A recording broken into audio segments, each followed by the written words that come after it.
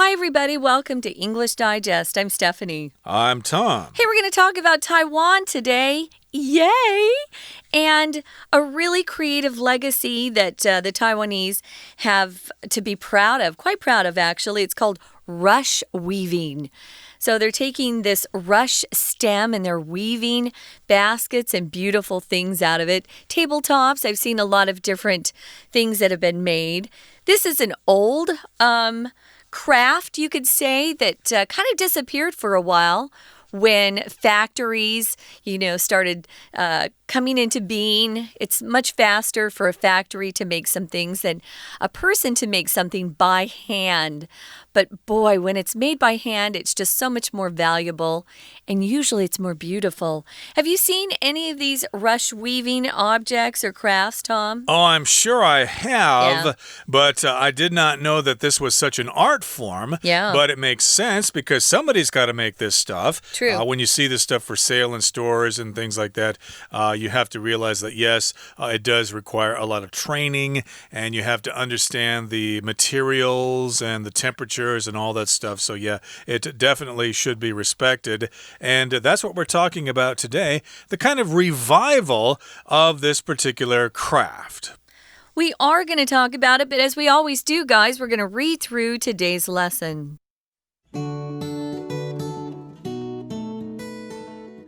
A woman holds a dried rush stem between her fingers for a moment before threading it into a bag's intricate design. She is rush weaving, a traditional Taiwanese craft that has been passed down from generation to generation. Craftswomen of the plains, indigenous peoples, created common items from rushes because of their flexible but durable stalks, water-absorbent quality, and ability to dehumidify and deodorize spaces. Today, the art of rush weaving is part of Taiwan's rich cultural legacy, with an evolution that has been marked by opportunity, decline, revival, and finally, preservation. The practice began nearly 300 years ago in Yuanli Township, where local women created rush-woven mats, later expanding their techniques to produce hats and bags as well. In the Japanese colonial era, rush-woven hats became a specialty product and were shipped around the globe as one of Taiwan's main agricultural exports.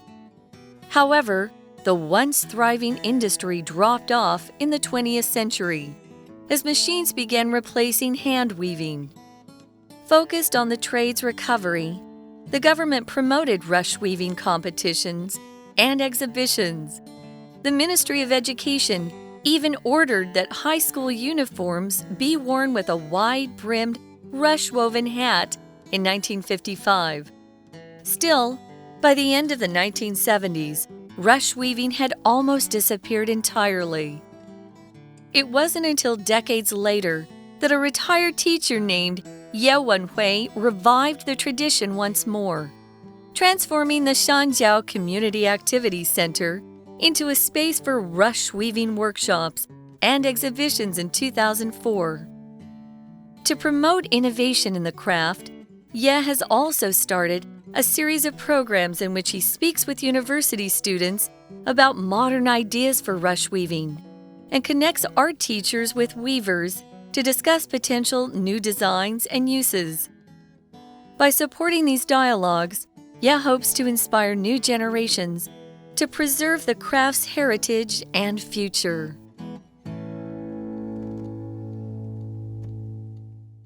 Okay, everybody, let's get to it. It's an article about Taiwan, a great place to talk about a good subject.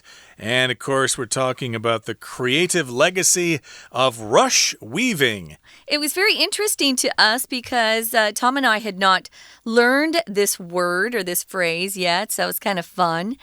And it's really kind of special because it belongs to Taiwan. Let's talk about this particular cultural creativity or cultural legacy that's been left behind. So we're painting the scene as we often do. Our author says there's a woman and she's holding a dried rush stem between her fingers, and she holds it for a moment before threading it into a bag's intricate design. If you thread, you move strands or strings, or here in this case, it's just pieces of this rush plant back and forth, back and forth. And if a bag has an intricate design or anything is intricate, it's quite complicated. It's very detailed. I think this would take a little bit of training. You couldn't just, pick up rush weaving one morning and then produce a beautiful bag by the afternoon. Yeah, of course, you need to spend time doing that. And you can see intricate designs and all sorts of stuff in embroidery, for example. It oftentimes has intricate patterns, or you see intricate carvings at some temples around the island here. But again, we're talking about the bag that this particular craftswoman is making here. It has an intricate design. And what is she doing, you might be asking? Well, she is rush weaving a traditional Taiwanese craft that has been passed down from generation to generation. And like a lot of traditional crafts, it kind of almost disappeared there, but as we're going to find out, it has experienced a revival in recent years, so that's good there. Yeah. And that's what she's doing again. She's weaving. If you're weaving something, of course, you're taking pieces of cloth or pieces of grass in this case and kind of going over and under and over and under, and then you repeat the process and you weave something. You can weave all sorts of things, and usually the machine we weave things on is called a loom, L-O-O-M, but I believe this particular person is doing it by hand. She is. So this craft is a skill that is usually practiced over years and years, and people get better and better at it. We're talking about a traditional craft, meaning it started long ago and was practiced by many, many people for generations.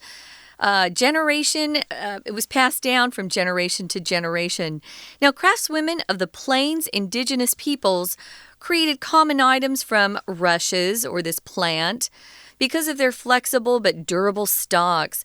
First of all, let's look at where these craftswomen come from. Plains is just the flat land that you find sometimes in Taiwan, although we're quite mountainous here in Taiwan. Indigenous people. Indigenous just means people who were there from the beginning. They've lived in that place for a long time. They're native to that land. Peoples, we're putting an S on it because they're different indigenous groups. There's not just one group. We have several indigenous groups here in Taiwan. So you can use peoples, but try to be very careful about putting an S on peoples, guys. It's rare. So we've got these women who are just weaving these rushes.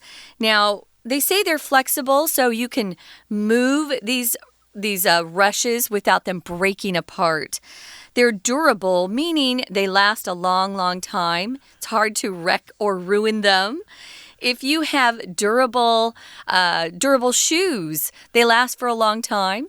You want to buy durable products for your homes, like your refrigerator and your air conditioner. You don't want them to last 1 year and then have to replace it after a year. You want things that are durable, that last a long time, even though you might use them a lot, or maybe they have to withstand a lot of pressure. You want things that are durable. Right, and of course we're talking about these durable stalks, which are the main parts of these plants here. They're flexible, they can bend, but they're still durable. So they bend, but they don't break, and that's why they can be used for this kind of weaving. They also have this water-absorbent quality. So I guess they absorb water, but they still do not break and get brittle and dry and stuff like that. They also have this ability to dehumidify and deodorize spaces. So yeah, some of us don't like humid environments with too much moisture in the air. I know you suffer from asthma sometimes, Stephanie, so of course you do not like humidity. You like dry places. And if you live in Taiwan, you might have to have a special machine called a dehumidifier, which takes the moisture out of the air.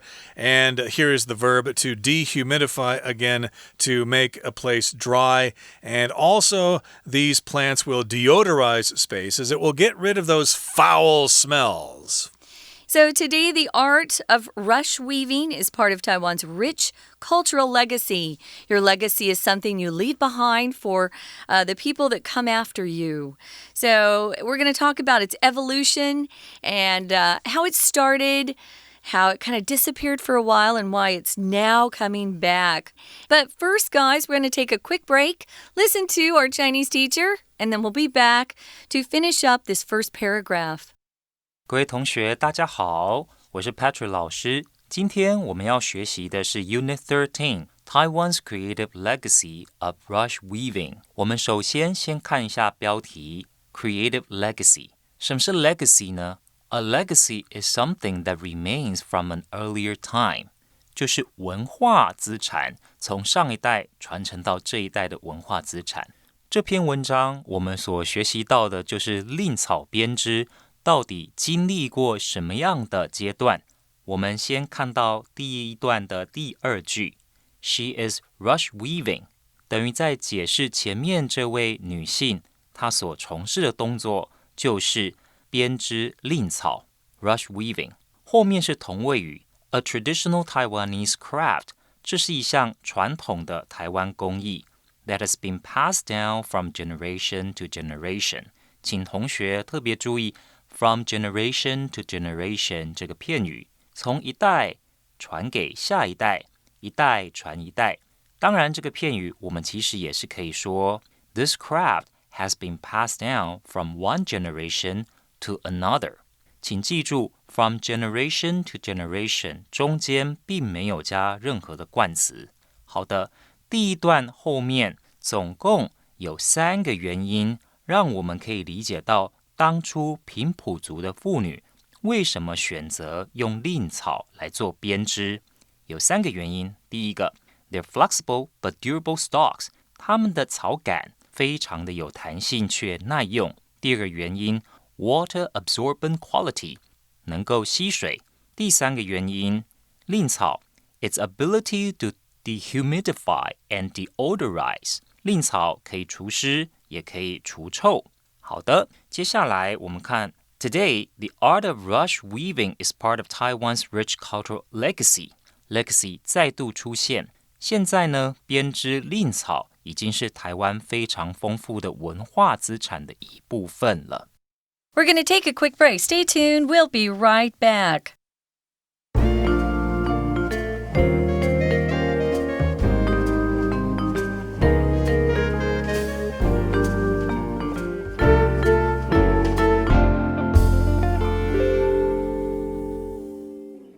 Okay, let's continue to talk about rush weaving here and its rich cultural legacy. And where we left off here, we had this sentence here. Today, the art of rush weaving is part of Taiwan's rich cultural legacy with an evolution that has been marked by opportunity, decline, revival, and finally, preservation. Ooh, those are quite a few words there for us to talk about. But again, we got this rich cultural legacy that has had this evolution, okay? Evolution just means things change slowly over time. We often use this word when talking about the theory of evolution, where living things on the earth have gradually changed over millions of years. But in this particular case, we can use it to talk about things in a society that slowly change over time. So yes, we're talking about the evolution of rush weaving. It was different in the past, and it slowly changed as time went by. Yeah, it's been marked by opportunity, meaning if there was a way to use something or to make a living out of something, people would take advantage of that opportunity. And because the rush were so useful, you could make things out of them and they could dehumidify a place and make the place smell better. They were really useful for quite a while. Now, then we came to another period in its history, and that was its decline. If something declines, it means it goes down, right? It becomes smaller, fewer, it lessens, it decreases. The birth rate has declined quite a bit here in Taiwan. It's gone down year after year. Now, the revival is when something's brought back that used to exist in the past. It's become more popular, or people are suddenly finding out about it again, the revival. And finally, we're going to talk about its preservation.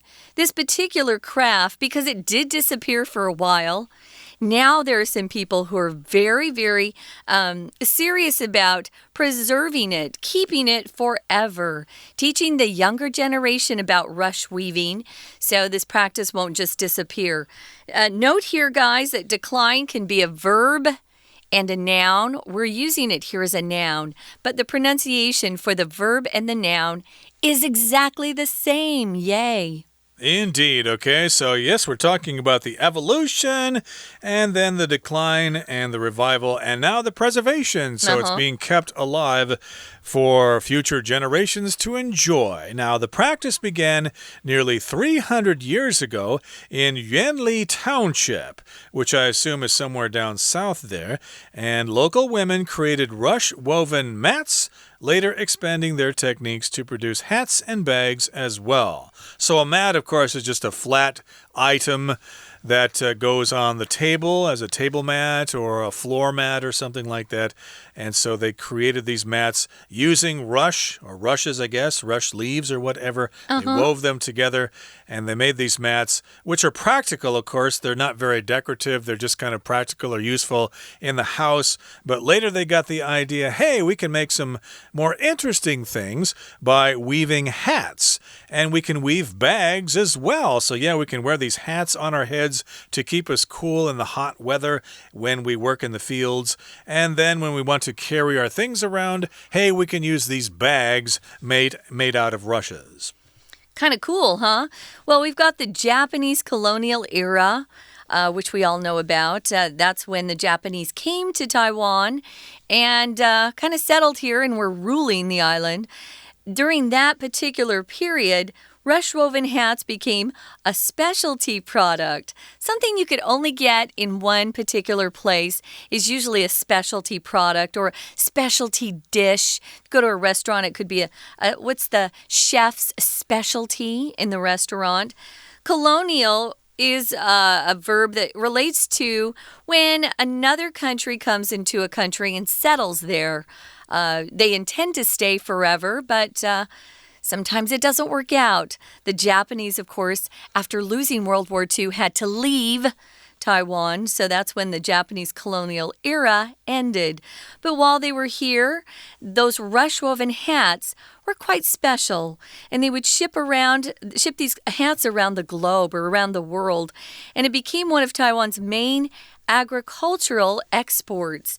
Even though it seems like it's more of a fashion item, it was considered to be an agricultural export, something that was taken from the land. Agriculture are things that relates to crops and animals, either farms or farming or crops that you raise as a farmer. Right, so yeah, it's agricultural because it's made from plants, even though people aren't eating it. But yes, these hats are quite fashionable, and they became popular around the world, at least at that particular time. I don't know how popular they are nowadays, but let's move on now to the next paragraph. It says, however, the once thriving industry dropped off in the 20th century as machines began replacing hand weaving.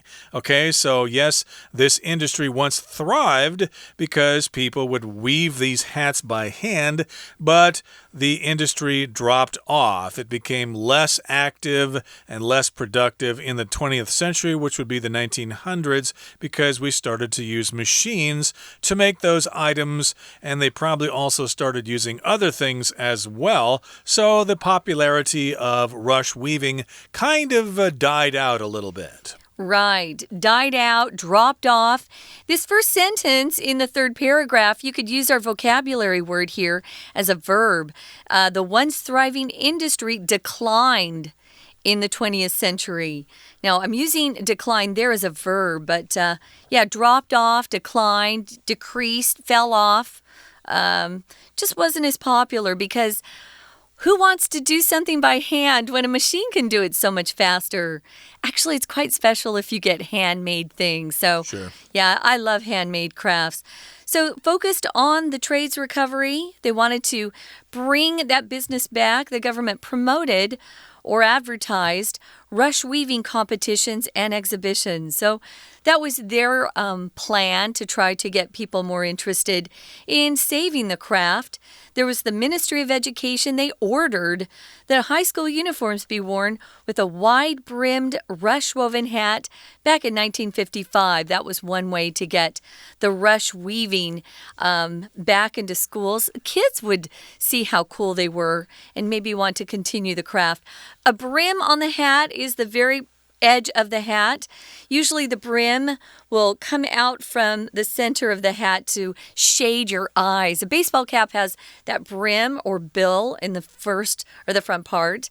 And a lot of those bamboo hats, they have quite a big brim to protect you from the sun.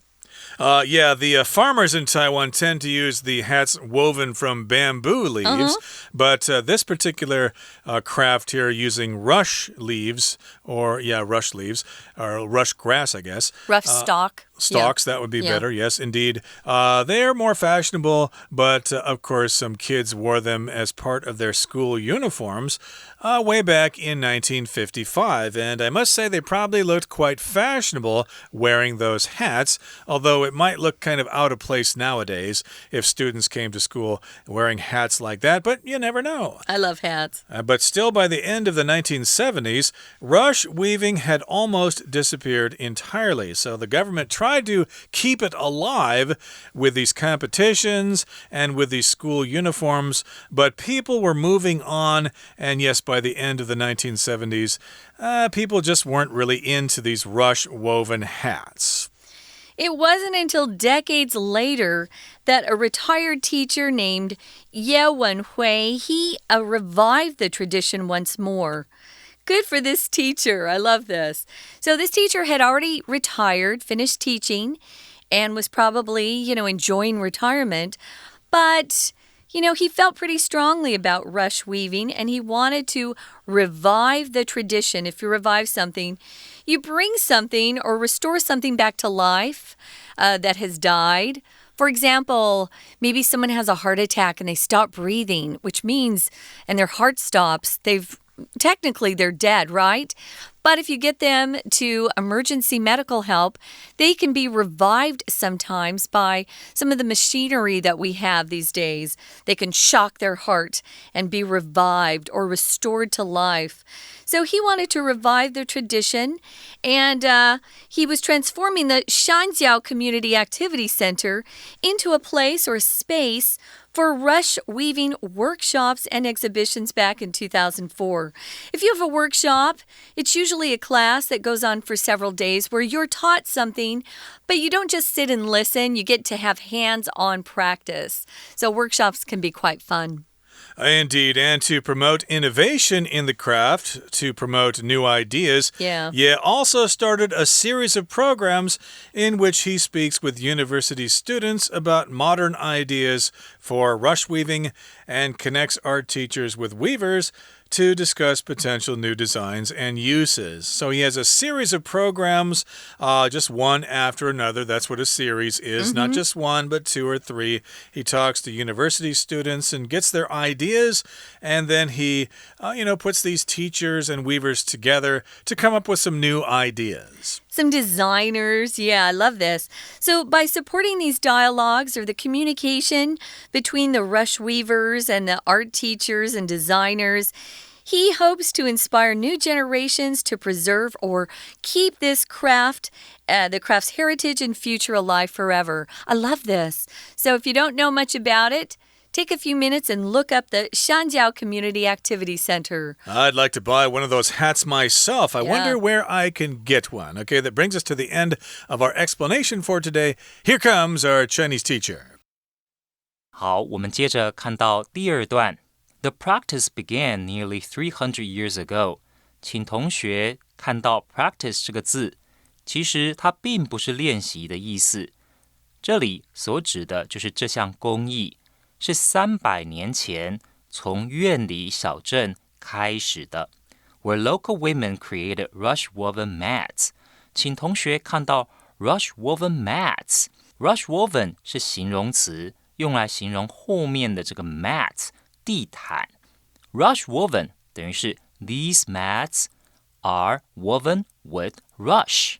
这些地毯是用蔺草所编织而成的。Later expanding their techniques to produce hats and bags as well。请同学注意，这里是分词构句，主词一样是 local women， 在地的女性。之后呢，把这项技艺扩充，开始生产帽子还有袋子。紧接着往后看 ，In the Japanese colonial era， 在日治时期 ，rush woven hats became a specialty product。请同学把 specialty product 标示下来，特产 a specialty product。请同学再看到下一段 ，However, the once thriving industry， 曾经一度相当繁荣的产业 ，once thriving industry dropped off in the 20th century， 在20世纪的时候走下坡。请特别注意 drop off 这个片语，走下坡。As machines began replacing hand weaving， 这个 as 是连接词，随着机器取代人工，整个工艺蔺草编织的工艺就走下坡了。我们再看到下一个句子 ，Focus on the trade's recovery. The government promoted rush weaving competitions. 这也是个分词构句，主词是 the government， 政府专注在这个产业的复兴。请同学继续往后看 ，The Ministry of Education even ordered that high school uniforms be worn with the wide-brimmed rush woven hat in 1955。请同学注意的是 order 这个动词，它表示是命令，后面加上子句的时候，我们动词保持原形。高中的制服要搭配蔺草所编的帽子一起戴，所以这里被戴这样子的制服被穿，我们用 be worn， 动词要用原形 be worn， 请同学注意。再接着往后看到最后一段 It wasn't until decades later that a retired teacher named 叶文辉 revived the tradition once more. It wasn't until 这其实是强调句，也是 not until 这个句子的变化型之一，就是直到好几十年后，有一名退休老师叶文辉老师，他才开始让这项传统再度复兴。